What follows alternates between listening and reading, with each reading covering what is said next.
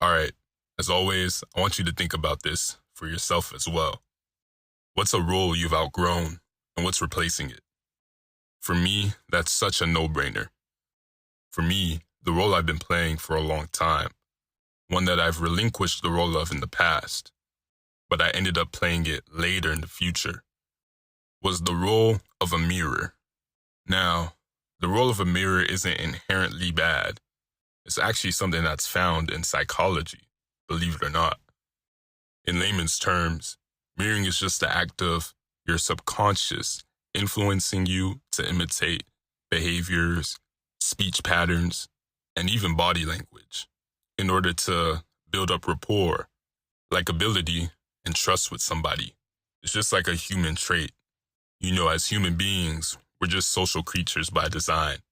So naturally, in order to bolster our relationships with one another, mirroring is very helpful to do so. So funny enough, as I'm saying all of this, I realized that the role that I was playing was not one of a mirrorer, but one of a false mirrorer. A lot of that stemmed from me not having a strong sense of self and succumbing to my insecurities, which allowed them to come to the forefront. Not being able to stand on my own meant I would do whatever to stand around others. It's like the saying goes, a friend of everybody is a friend of nobody. Also for me, not having such a strong sense of self, it causes you to kind of present what you believe that person would like to see in you. Rather than just your authentic self, you're kind of playing like a caricature of sorts, which nobody likes once they catch on. So that's kind of like the folly of mirroring, or in this case, just bad mirroring.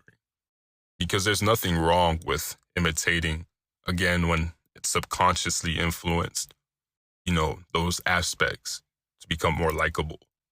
That's how you form friendships and bonds and relationships. But when you're just going around faking the funk and kind of just putting on a mask, a facade, an act to others, you have to give people credit. Everybody's smarter than you can take them for. So they'll easily see through it.